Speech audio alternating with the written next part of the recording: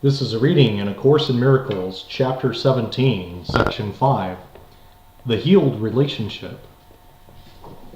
The holy relationship is the expression of the holy instant in living in this world. Like everything about salvation, the holy instant is a practical device witnessed to by its results. The holy instant never fails.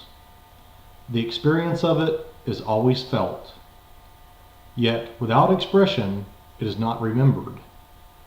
The holy relationship is a constant reminder of the experience in which the relationship became what it is. And as the unholy relationship is a continuing hymn of hate and praise of its maker, so is the holy relationship a happy song of praise to the Redeemer of relationships. The holy relationship, a major step toward the perception of the real world, is learned.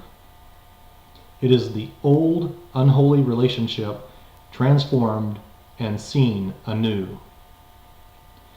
The holy relationship is a phenomenal teaching accomplishment. In all its aspects, as it begins, develops, and becomes accomplished, it represents the reversal of the unholy relationship. Be comforted in this. The only difficult phase is the beginning. For here, the goal of the relationship is abruptly shifted to the exact opposite of what it was. This is the first result of offering the relationship to the Holy Spirit to use for His purposes. This invitation is accepted immediately, and the Holy Spirit wastes no time in introducing the practical results of asking Him to enter. At once, His goal replaces yours. This is accomplished very rapidly, but it makes the relationship seem disturbed, disjunctive, and even quite distressing. The reason is quite clear, for the relationship, as it is out of line with its own goal and clearly unsuited to the purpose that has been accepted for it. In its unholy condition, your goal was all that seemed to give it meaning. Now it seems to make no sense. Many relationships have been broken off at this point, and the pursuit of the old goal reestablished in another relationship. For once the unholy relationship has accepted the goal of holiness, it can never again be what it was. The temptation of the ego becomes extremely intense with this shift in goals. For the relationship has not yet been changed sufficiently to make its former goal completely without attraction, and its structure is threatened by the recognition of its inappropriateness for meeting its new purpose. The conflict between the goal and the structure of the relationship is so apparent that they cannot coexist. Yet now the goal will not be changed. Set firmly in the unholy relationship, there is no course except to change the relationship to fit the goal. Until this happy solution is seen and accepted as the only way out of the conflict, the relationship may seem to be severely strained. It would not be kinder to shift the goal more slowly, for the contrast would be obscured, and the ego given time to reinterpret each slow step according to its liking. Only a radical shift in purpose could induce a complete change of mind about what the whole relationship is for. As this change develops and is finally accomplished, it grows increasingly beneficent and joyous. But at the beginning, the situation is experienced as very precarious.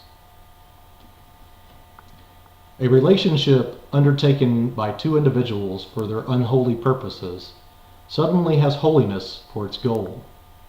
As these two contemplate their relationship from the point of view of this new purpose, they are inevitably applied. Their perception of the relationship may even become quite disorganized. And yet, the former organization of their perception no longer serves the purpose they have agreed to meet.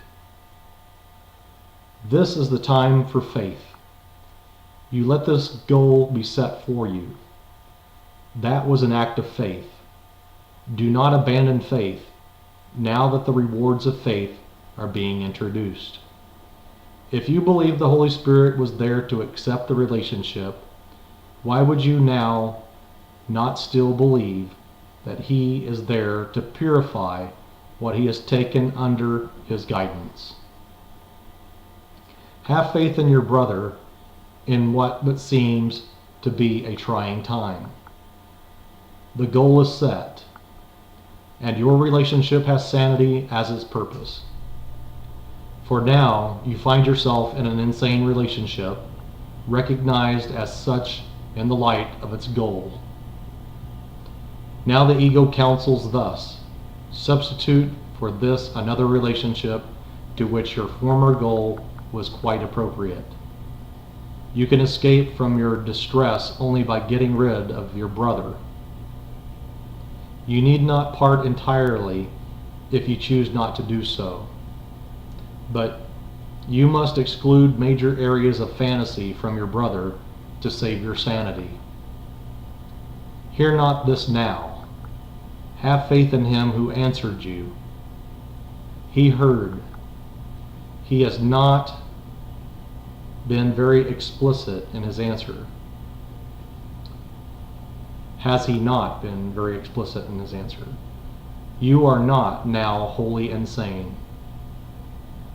Can you deny that He has given you a most explicit statement? Now He asks for faith a little longer, even in bewilderment. For this will go, and you will see the justification for your faith emerge to bring you shining conviction. Abandon him not now, nor your brother. This relationship has been reborn as holy. Accept with gladness what you do not understand, and let it be explained to you as you perceive its purpose work in it to make it holy. You will find many opportunities to blame your brother for the failure of your relationship, for it will seem at times to have no purpose. A sense of aimlessness will come to haunt you and to remind you of all the ways you once sought for satisfaction and thought you found it. Forget not now the misery you really found, and do not breathe life into your failing ego, for your relationship has not been disrupted, it has been saved. You are very new in the ways of salvation and think you have lost your way. Your way is lost, but think not this is loss. In your newness, remember that you and your brother have started again together, and take his hand to walk together along a road far more familiar than you now believe. Is it not certain that you will remember a goal unchanged throughout eternity? For you have chosen but the goal of God, from which your true intent was never absent. Throughout the sonship is the song of freedom heard, and joyous echo of your choice. You have joined with many in the holy instant, and they have joined with you. Think not your choice will leave you comfortless, for God Himself has blessed your holy relationship. Join in His blessing and withhold not yours upon it, for all it needs now is your blessing, that you may see that it rests in its salvation. Condemn salvation not, for it has come to you, and welcome it together, for it has come to join you and your brother together in a relationship in which all the sonship is together blessed. You undertook together to invite the Holy Spirit into your relationship. He could not have entered otherwise.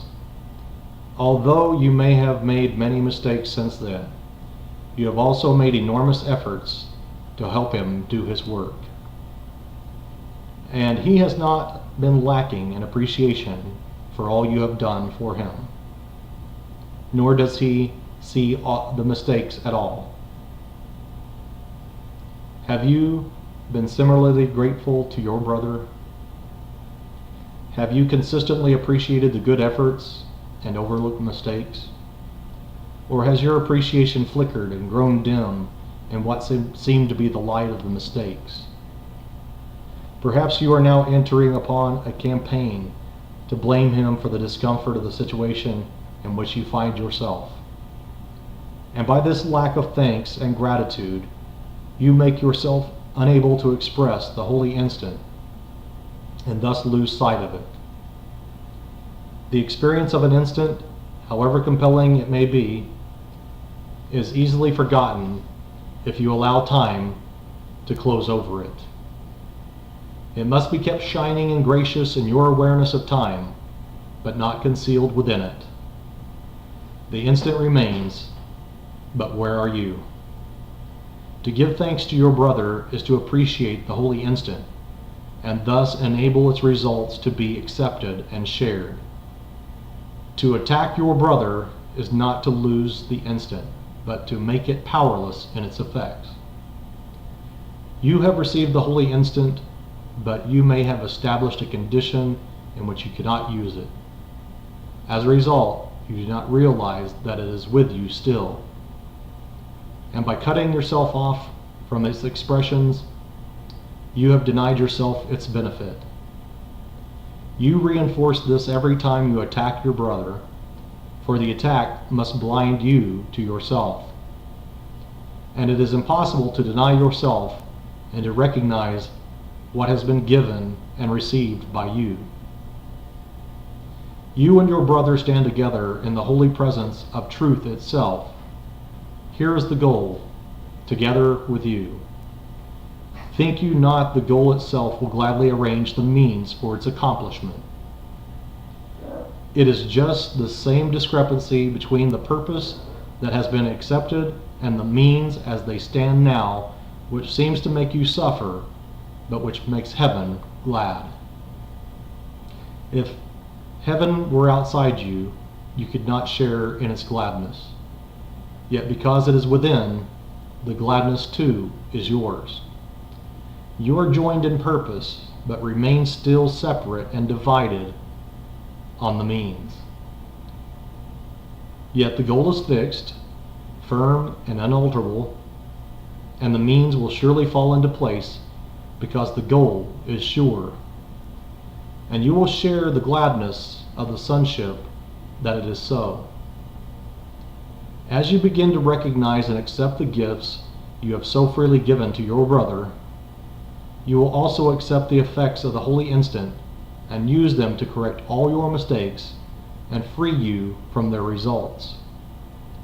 In learning this, you will have also learned how to release all the sonship and offer it in gladness and thanksgiving to Him who gave you your release and who would extend it through you.